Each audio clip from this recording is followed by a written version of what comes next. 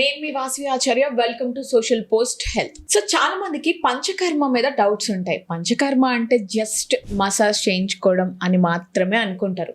కానీ ఆయుర్వేదంలో panchakarma is a different meaning అన్నమాట. అసలు దాన్ని ఎలా చేయించుకోవాలి, ఏ ఏజ్ వాళ్ళు చేయించుకోవాలి, అసలు చేయించుకుంటే లాభాలు ఏంటి, sugar, BP, thyroid and PCOS and PCOD ఇలాంటి ప్రాబ్లమ్స్ కూడా తగ్గుతాయా అని చెప్పేసి చాలా మందికి డౌట్ ఉంటుంది. అండ్ ఫుడ్ ఎలా తీసుకోవాలి, లైఫ్ స్టైల్ ఎలా మెయింటైన్ చేయాలి అండ్ ఫుడ్ స్టైల్ ఎలా మెయింటైన్ చేయాలన్న డౌట్స్ కూడా వస్తూ ఉంటాయి. సో ఈ విషయాలన్నిటి మీద ఈ రోజు మనతో డిస్కస్ చేయడానికి స్టూడియోలో అయితే ఉన్నారు doctor G K Reddy, medical director and Triyog Shri vista multi specialty Ayurveda hospitals. And మన హాస్పిటల్స్ వచ్చేసి హైదరాబాద్, ఖమ్మం, వైజాగ్, చెన్నై. సో ఈ విషయాలన్నీ ఈ రోజు సార్ తో డిస్కస్ చేసి మనం తెలుసుకుందాము. వీడియోని అయితే ఎక్కడ కూడా స్కిప్ చేయకుండా ఎండ్ వరకు చూడండి. ఏం చేయాలో తెలుసు కదా, ఛానల్ అయితే ఫాలో చేయడం అస్సలు మర్చిపోద్దు. వీడియో అయితే ఫ్రెండ్స్ కి, ఫ్యామిలీ మెంబర్స్ కి వెంటనే షేర్ చేసేసేయండి. సో వీడియోలోకి వెళ్ళిపోదామా?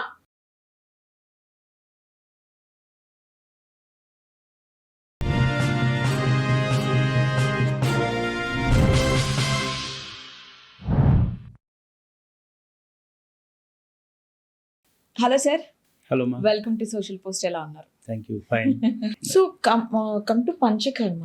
అంటే ఈ పంచకర్మ అంటే కేవలం ఈ మసాజ్ థెరపీ అంటారా, లేకపోతే complete mind body cleansing process అంటారా? ఈ క్లిన్సింగ్ ప్రాసెస్ అని చెప్పచ్చు. ఒకటేమవుతుందంటే ఈ పంచకర్మలో మనకి యూజువల్గా వాడుకగా ఉండే పదం ఏంటంటే ఆయుర్వేదం అనగానే మసాజ్ అనే పదం ఒకటి వాడుకగా వచ్చేసింది చాలా.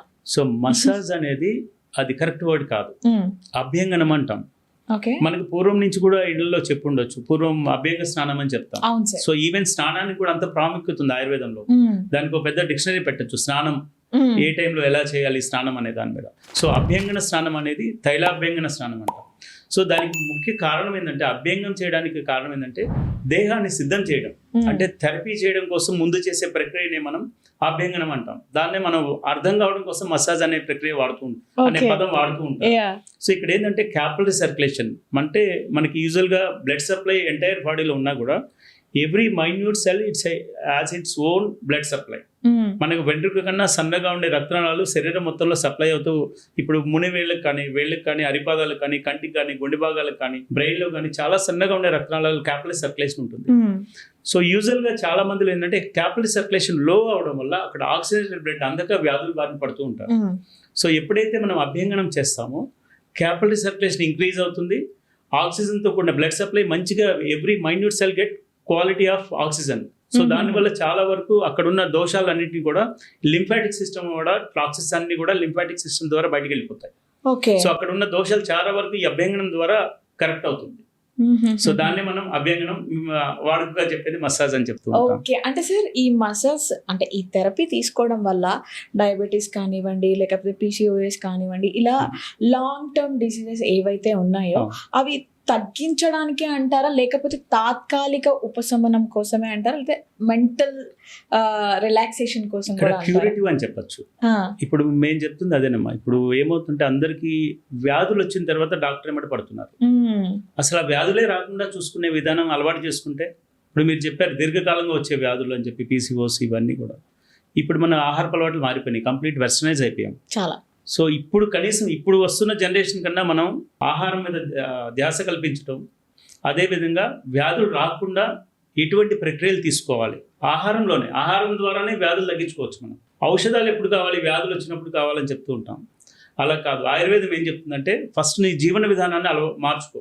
జీవన విధానం మార్చుకుంటూ జీవనంలో మిళితమై ఉండే ఔషధాలని, ఆహారంలోని ఔషధాలను ఎత్తుకొని తినమని చెప్తాం.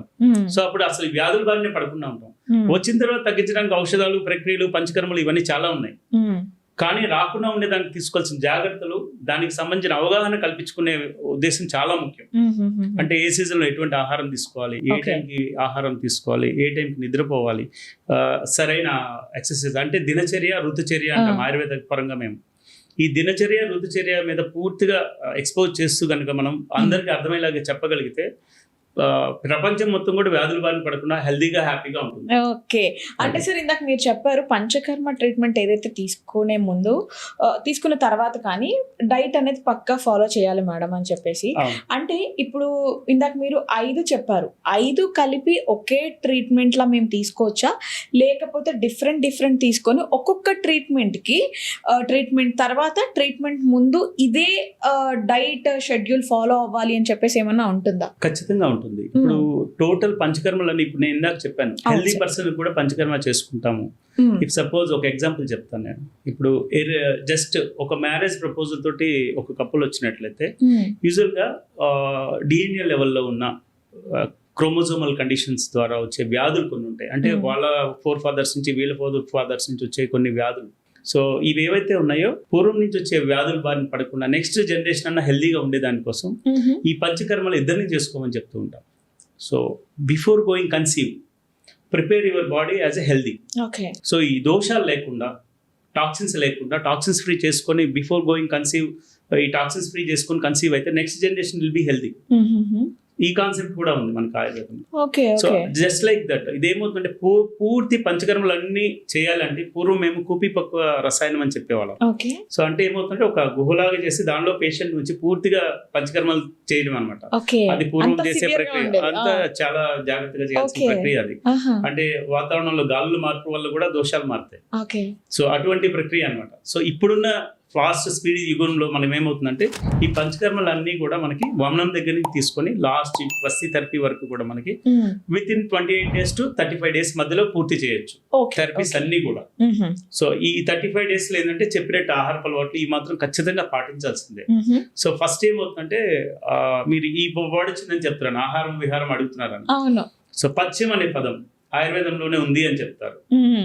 సో పథ్యం అంటే ఆయుర్వేదం వాడాలంటే కొన్నిసార్లు నీళ్ళలో కూడా తినాలి అని చెప్పి విన్నాను సార్. ఫస్ట్ మా దగ్గరికి వచ్చి ఫస్ట్ క్వశ్చన్ ఇదే అడుగుతారు, సార్ పథ్యం చెప్తారా?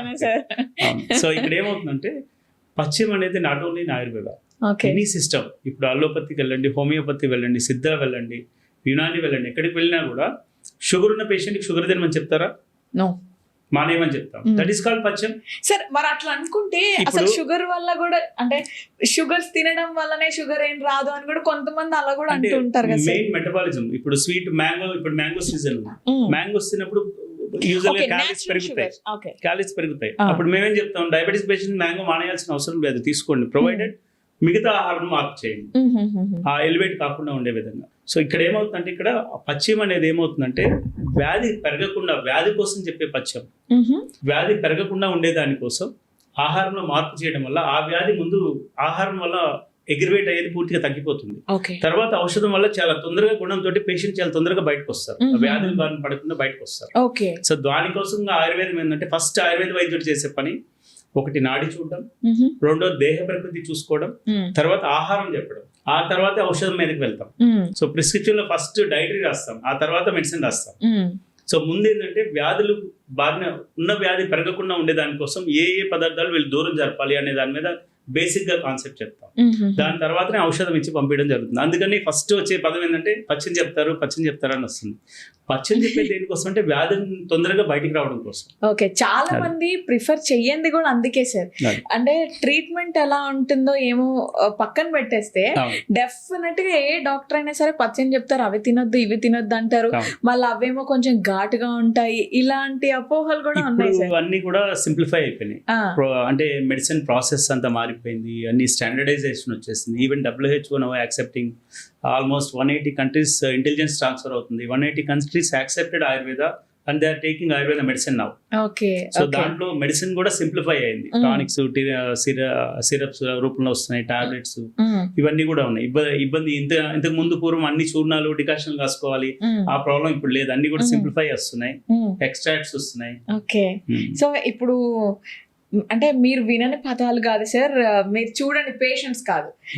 సార్ నాకు చాలా డిప్రెషన్ ఉంది సార్, నేను చాలా స్ట్రెస్ అవుతున్నాను సార్, అసలుకి ఎంత ఫుడ్ తీసుకున్నా సరే అది బాడీకి ఎక్కట్లేదు, ఎన్ని మెడిసిన్స్ తీసుకున్నా సరే నా మైండ్ సెటిల్ గా ఉండట్లేదు, బ్రేకప్ అయింది, జాబ్ రాలేదు, ఇలాంటివన్నీ ఎక్కువ పెట్టేసుకొని స్ట్రెస్ కి ఇలా ఉంటాయి సార్.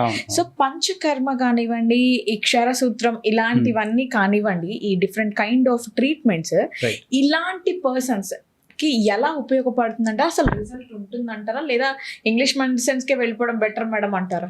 100% ఉపయోగపడుతుంది. ఇప్పుడు ఇమీడియట్ గా యాంటీ డిప్రెసెంట్స్ వేసుకొని ఒళ్ళంతా పాడు చేసుకునే కంటే ఫస్ట్ మనల్ని మేము చెప్పేది ఏంటంటే ఫస్ట్ సెల్ఫ్ కౌన్సిలింగ్, మీకున్న సమస్య ఏంటనేది మీకు మీరు తెలుసుకునే విధానం చేసుకోండి. ఒకటి ఆకలేయట్లేదు ఇవన్నీ చెప్పారు మీరు. సో వాటిలో ప్రధానంగా దృష్టి పెట్టాల్సింది ఏంటంటే ఇక్కడ నిద్ర, అగ్ని, డైజెస్టివ్ ఎంజైమ్స్, నిద్ర ప్రాపర్ గా లేదు. సో వీటిని ఏంటంటే రిలాక్సేషన్ థెరపీస్ ఉంటాయి ఆయుర్వేదంలో. అంటే పంచకర్మలతో పాటుగా అసోసియేట్ థెరపీస్ ఉంటాయి, సపోర్టివ్ థెరపీస్ ఉంటాయి. వాళ్ళని మైండ్ అండ్ బాడీని రిలాక్స్ చేయడం కోసం చేసే కొన్ని థెరపీస్. ఇప్పుడు అభ్యంగనం ఒకటి హెల్ప్ అవుతుంది. అట్లాగే శిరోధార, శిరోవస్తి అంటాం. శిరోధార యు మే హర్డ్ అంటే సర్టన్ హైట్ నుంచి ఆయిల్ ధారాలాగా ఫోర్ హెడ్ మీద వేయడం. ఇక్కడ ఏంటంటే నర్వ్ స్టిమ్యులేషన్ అవుతుంది. జస్ట్ లైక్ ఎట్లా అంటే రిలాక్సేషన్. ఈవెన్ డ్యూరింగ్ థెరపీలోనే పేషెంట్స్ నిద్రపోతారు ఆ థెరపీ చేసేటప్పుడు, అంత రిలాక్స్ అయిపోతారు. సో దీనిలో భాగంగా ఆహారం మెయిన్. ఇక్కడ ఏమవుతుందంటే మీరు చెప్పిన స్ట్రెస్ ఇండ్యూస్డ్ ఇవన్నీ కూడా యాంగ్జైటీ ఈ కండిషన్స్ ఇందాక నేను ఫస్ట్ మనం డిస్కషన్స్ లో మొదలు పెట్టినప్పుడు మనం ఒక మాట అనుకున్నాం, ఆహారంలో 3 రకాల ఆహారాలు, సాత్విక, రాజసిక, తామసిక. మెయిన్ ఇక్కడ ఆహారంలో ఇప్పుడు వీళ్ళు ఏమవుతుందంటే రాజసిక, తామసిక గుణాలు అధికంగా ఉన్నప్పుడు, యాంగ్జైటీ ఇవన్నీ వస్తున్నప్పుడు సాత్విక ఆహారం మీద మనం ధ్యాస పెట్టాలి. సో ఆహారంలో పూర్తిగా సమూలంగా మార్పులు చేయాలి. సాత్విక ఆహారం తీసుకుంటూ మనం చేయాల్సిన యాక్టివిటీస్ వీటి మీద ధ్యాస పెడుతూ ఫోకస్ బ్రెయిన్ చేంజ్ చేసుకుంటూ రిలాక్సేషన్ థెరపీస్ తీసుకుంటే చాలా తొందరగా ఆ సమస్య నుంచి బయటకు వస్తారు. At the same time counsellings required. Any system of medicine patient కి వాళ్ళకున్న సమస్య మీద అవగాహన కల్పిస్తూ దాని నుంచి బయటికి రావడం కోసం మార్గాన్ని మనమే చూపించాలి. ఆటోమేటిక్ గా చాలా తొందరగా సమస్య నుంచి బయటికి రావడానికి అవకాశం ఉంటుంది. సార్ ఇందాక నుంచి మీరు అభ్యంగన స్నానం అంటున్నారు, చెప్పండి సార్ అది ఎలా చేయాలి ఏంటి మా ఆడియన్స్ కోసం? సో యూజువల్ గా అభ్యంగనం అనేది పూర్వం ఇంట్లో అమ్మమ్మ వాళ్ళని అడిగితే చెప్తారు. సో వారానికి ఒక్కసారైనా కనీసం పిల్లలకి నువ్వుల నూనె, సింపుల్ నువ్వుల నూనె గోరువెచ్చగా వేడి చేసి బాగా స్నానం బాగా ఒత్తిడిగా మసాజ్ చేసి పిండి స్నానం అని చెప్తాం. శనగపిండి, సుండి పిండి అని చెప్తాం, లేకపోతే శనగపిండి, పెసరపిండి ఏదో. సో ఆ పిండి తోటి బాగా రబ్ చేసేదానికి ఉద్దేశం అదే. నేను ఇందా చెప్పాను, క్యాపిలరీ సర్క్యులేషన్ ఎప్పుడైతే మంచిగా అవుతుందో చాలా హెల్దీగా ఎనర్జెటిక్ గా ఫీల్ అవుతారు. సో ఈ అభ్యంగన స్నానం, నలుగు స్నానం అయిన తర్వాత తెలియకుండానే ఒక 2 hours నిద్రపోతారు, అంత రిలాక్స్ అయిపోతారు. దానికోసం అభ్యంగన స్నానం అని చెప్తాను. Anybody can take weekly twice or thrice. ఇప్పుడు నా దగ్గరకు వచ్చే పేషెంట్స్ కూడా అదే చెప్తాను, ఇట్లా రిలాక్స్ అవడం కోసం అంటే అప్పుడు ఇక్కడ పరిగెత్తుదా హాయిగా అభ్యంగన స్నానం చేయండి అని చెప్తాను. అంటే ఒకప్పుడు సండేస్ తీసుకొని స్పెషల్ గా కూర్చొని జుట్టుకేమో మందారాకులు, మందార పూలు, ఇప్పుడు మీరు చెప్పినట్టు అభ్యంగన స్నానం ఏమో బాడీకి ఇలా చేసేవాళ్ళు సార్. బట్ ఇప్పుడు అంత టైం లేదు కాబట్టి వాళ్ళు ఈజీ ప్రాసెస్ కి వెళ్ళిపోతున్నారు.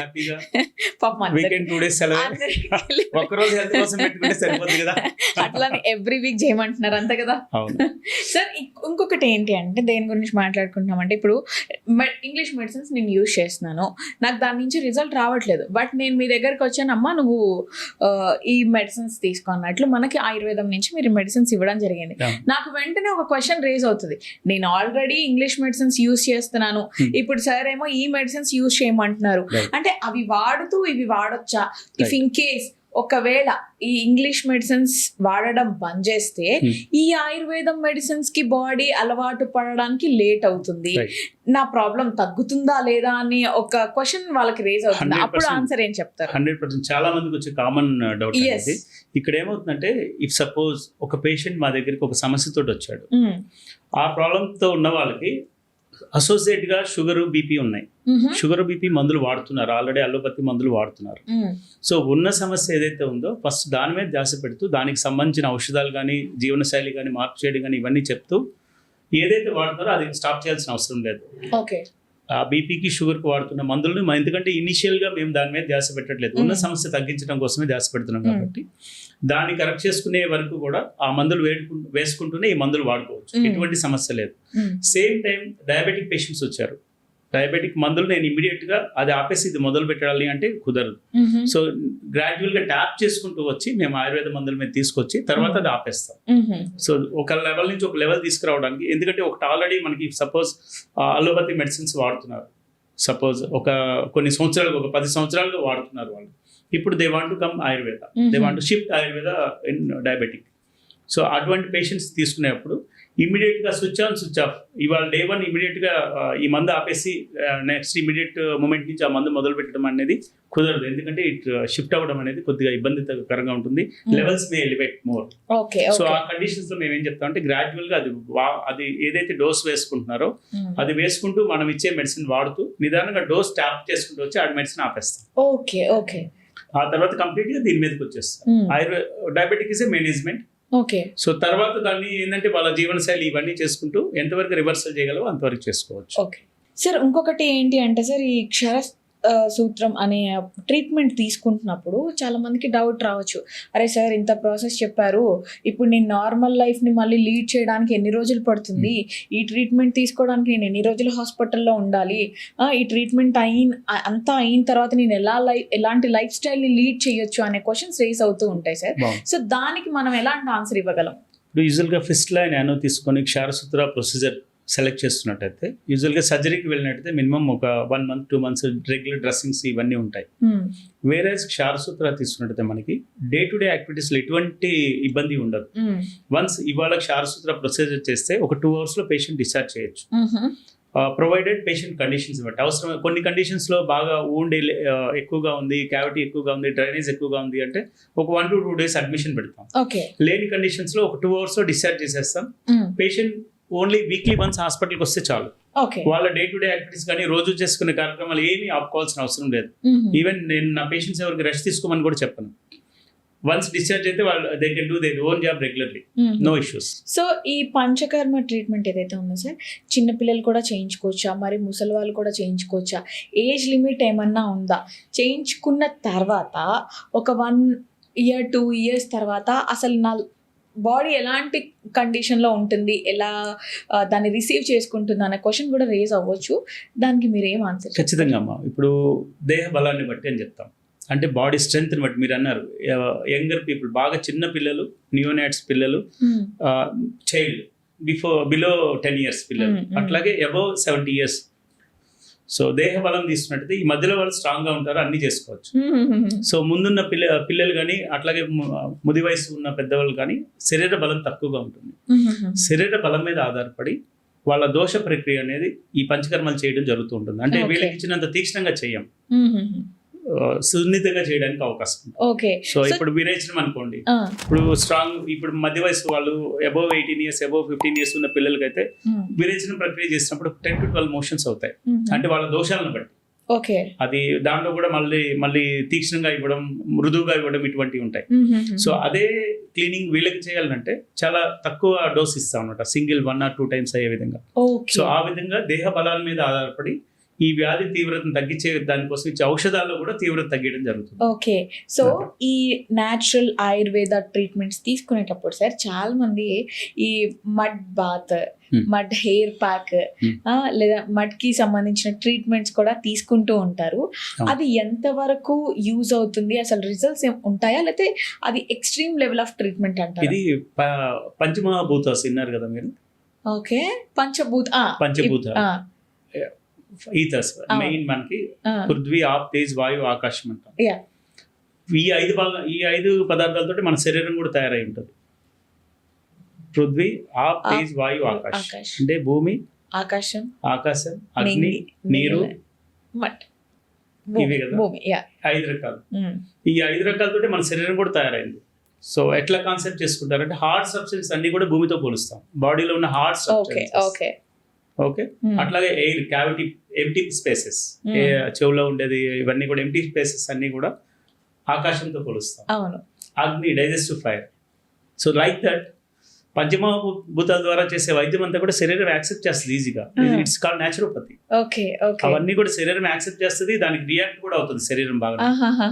ఎందుకంటే న్యాచురల్ అనేది శరీరానికి చాలా ఇష్టం కాబట్టి వాటితో అనుసంధానం అయి ఉంటుంది, రియాక్ట్ అవుతుంది, మనకి ఆ రిజల్ట్స్ కూడా ఉంటాయి. అంటే చాలా మంది ప్రిఫర్ చేస్తూ ఉంటారు సరే మడ్ బాత్లు. అంటే కొంతమంది ఈ ఐస్ బాత్ ఇప్పుడు రైట్ నౌ చాలా ట్రెండ్ అవుతుంది సార్. ఐస్ బాత్ కానివ్వండి, ఇంకా రకరకాల అందులో కూర్చొని వాళ్ళు హీల్ అవ్వడము అవన్నీ, అది ఎంతవరకు ఉపయోగపడుతుంది అంటే? It's like stimulation, nerve stimulation. ఒక్కసారిగా ఇప్పుడు చల్లటి నీళ్లు మన నెత్తిన పోసుకుంటే న్యూరలాజికల్ స్టిమ్యులేషన్ అవుతుంది. ఒక్కసారిగా బ్లడ్ ఫ్లో లో అంతా కూడా స్పీడీ బ్లడ్ ఫ్లో కానీ, అట్లాగే న్యూరలాజికల్ కూడా ఒక్కసారిగా జరిగి కండిషన్స్ వస్తాయి బాడీలో. అది కొంతవరకు ఉపయోగపడుతుంది మనకి, టాక్సిన్స్ ఫ్లష్ అవుట్ చేయడానికి. అట్లాగే బాడీలో ఉన్న న్యాచురల్ హీలింగ్ కండిషన్స్ అనేది స్టిమ్యులేట్ అవడానికి హెల్ప్ అవుతుంది. ఓకే. సో మీరు ఈ ఫీల్డ్ లోకి వచ్చి ఎన్ని ఇయర్స్ అవుతుంది సార్? నేను 2002 నుంచి ప్రాక్టీస్ 1-2 నుంచి ప్రాక్టీస్ చేస్తున్నాను ఆయుర్వేదం. ఆల్మోస్ట్ 20 ఇయర్స్ అవుతుందా? More than. ఓకే. సో ఈ ఎక్స్పీరియన్స్ లో మీరు చాలా మంది పేషెంట్స్ ని చూసుంటారు సార్, చాలా మందితో మాట్లాడుతూ ఉంటారు. అసలు జనరల్ గా ఏం చెప్తూ ఉంటారు వాళ్ళు? ఫస్ట్ వచ్చే క్వశ్చన్ ఏమవుతుందంటే, నాకు ఎన్ని రోజుల్లో తగ్గుతుంది first question. Okay okay. So అట్లాగే ఎన్ని రోజులు మందులు తినాలి. సో నేను ఒక క్వశ్చన్ వేస్తాను పేషెంట్, ఫస్ట్ నా పేషెంట్స్, ఈ వ్యాధి రావడం కోసం మీరు ఎన్ని రోజులు పట్టింది? ఆ క్వశ్చన్ ఎప్పుడు నన్ను అడగలేదు. నేను ఈ క్వశ్చన్ వినలేదు sir, for the first time. ఇప్పుడు వ్యాధి వచ్చిందని చెప్పి వస్తున్నారు కదా, అంటే నేను అదే చెప్పింది, ఆయుర్వేదంలో పూర్వ రూపాలని ఉంటాయి మనకి ప్రతి డిసీజ్ లో కూడా. ఇప్పుడు లాంగ్ స్టాండింగ్ గా, ఇప్పుడు సపోజ్ వెరికోస్ వెయిన్స్ ఉన్నాయి, కాళ్ళలో వచ్చే బల్జింగ్ వెయిన్స్ కంటికి కనిపిస్తూనే ఉంటాయి.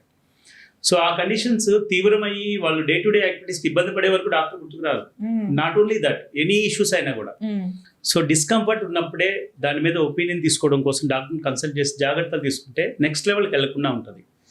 అప్పుడు ఎన్ని రోజుల్లో తగ్గుతుందనే క్వశ్చన్ వేయాల్సిన అవసరం ఉండదు. అవును అవును అవును అవును కదా. ఫస్ట్ అసలు మనం ఆ వ్యాధి బారిన పడకుండా ఉండే విధంగా జాగ్రత్తలు తీసుకోవాలి. దాని మీద ఫస్ట్ ప్రతి ఒక్కరు కూడా అవగాహన కల్పించుకోవాలి. సో ఇటువంటి కండిషన్స్ ఎర్లీగా స్టార్ట్ అవుతున్నాయి అంటే ఇమ్మీడియట్ గా ఒపీనియన్ తీసుకొని దానికి సంబంధించిన ఆహారంలో మార్పులు చేయడం, విహారంలో మార్పులు చేయడం, అంటే తిరగడం, విహారం అంటే తిరగడం, నిద్ర. సో ఈ మూడు కరెక్ట్ గా, ఈ మూడు ఏంటంటే బేసిక్ లైఫ్ ఇదన్నమాట. మనకి వాటి మీద ధ్యాస పెడితే ఆటోమేటిక్ గా ప్రాబ్లమ్స్ బారిన పడకుండా. సో ఇప్పుడు చాలా మంది డాక్టర్స్ సోషల్ మీడియాలో కూడా పుట్టుకొచ్చేస్తున్నారు సార్. వాళ్ళు ఇచ్చే టిప్స్ కానివ్వండి, వాళ్ళు చేసే ప్రమోషన్స్ కానివ్వండి, అది ఎంతవరకు నిజమంటారు? అవి నమ్మి చాలా మంది మోసపోయిన వాళ్ళు ఉన్నారు, కొంతమంది రిజల్ట్ చూసిన వాళ్ళు కూడా ఉన్నారు, లేదని నేను చెప్పాను సార్. ఒక డాక్టర్ గా అవన్నీ చూస్తే మీకు ఏమనిపిస్తూ ఉంటుంది? ఇప్పుడు మనకి కొన్ని సంహిత శాస్త్రాలు ఉన్నాయి, వాటిల్లో కొన్ని టిప్స్ చెప్తారు.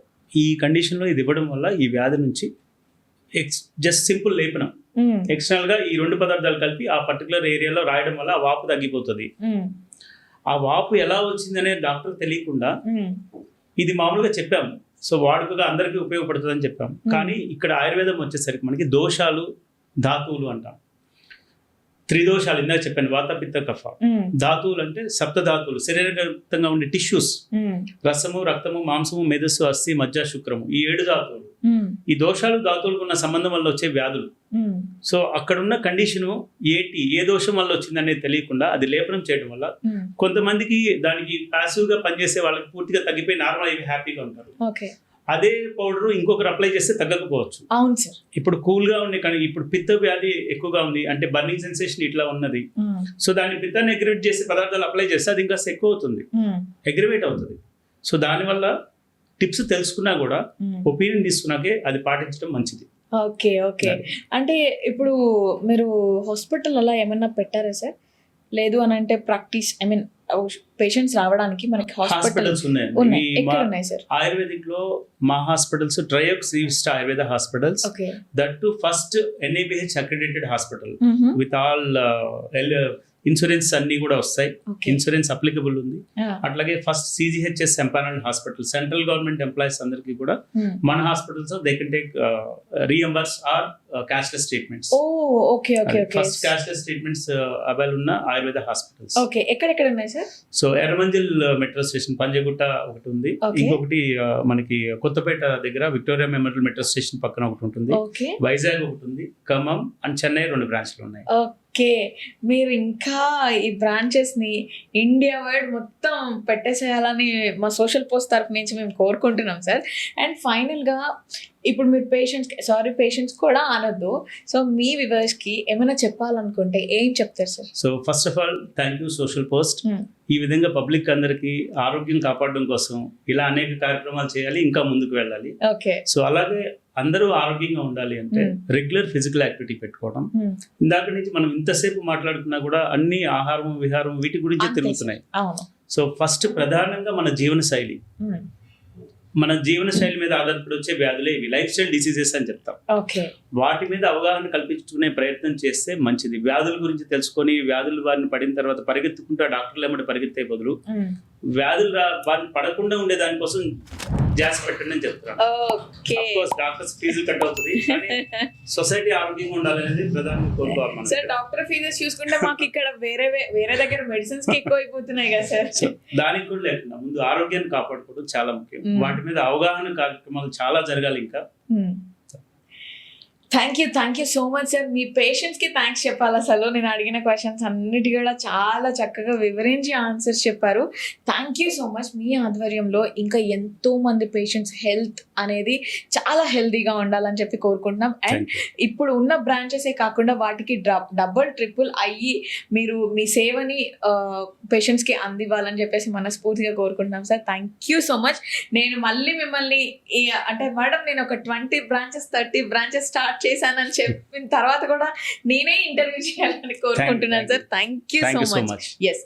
సో గైస్ చూస్తున్నారు కదా, పంచకర్మ చాలా మంది చేయించుకుంటూ ఉంటారు, ఇంగ్లీష్ మెడిసిన్స్ యూజ్ చేస్తూ ఉంటారు. కానీ ఉన్న అపోహలు ఏంటి అని అంటే ఎంత కాలానికి తగ్గుతాయి, ఎన్ని రోజులు పడతాయి, సో మేము పథ్యం డెఫినెట్గా పాటించాలా అని చెప్పేసి చాలా మందికి డౌట్స్ వస్తూనే ఉంటాయి. రాకుండా ఎలా ఉంటాయి? సో మన ఆరోగ్యం అనేది మనకు చాలా ఇంపార్టెంట్ కాబట్టి ఇలాంటివన్నీ కూడా మనం ప్రిఫర్ చేయడం అన్నది మంచిది. ఒకవేళ మీరు డాక్టర్ గారితో మాట్లాడి ఇలాంటి వాటి గురించి అన్నీ కూడా డీటెయిల్స్ తీసుకోవాలి అని అంటే మాత్రం నేను డాక్టర్ గారి ఫోన్ నెంబర్, డాక్టర్ గారి డీటెయిల్స్ అన్నీ కూడా నేను స్క్రీన్ మీద ఇస్తాను. డెఫినెట్గా మీకు యూజ్ అవుతుంది కాదు, డెఫినెట్గా మీరు విజిట్ చేయాలి, డాక్టర్ గారితో మాట్లాడాలి. ఎందుకంటే మన ఆరోగ్యం మనం తప్ప ఇంకెవరు చూడరు కదా. సో నేను మళ్ళీ డాక్టర్ గారితో కూర్చొని ఇంకొక టాపిక్తో మళ్ళీ నేను డిస్కస్ చేస్తాను. అంతవరకు మీరు సోషల్ పోస్ట్ ఛానల్ని ఫాలో చేయడం, లైక్ చేయడం, షేర్ చేయడం అస్సలు మిస్ అవ్వద్దు. మీ ఫ్రెండ్స్కి, ఫ్యామిలీ మెంబర్స్కి డెఫినెట్గా ఈ వీడియో యూజ్ అవుతుంది, వెంటనే షేర్ చేసేసేయండి. This is Vasavi Acharya signing off.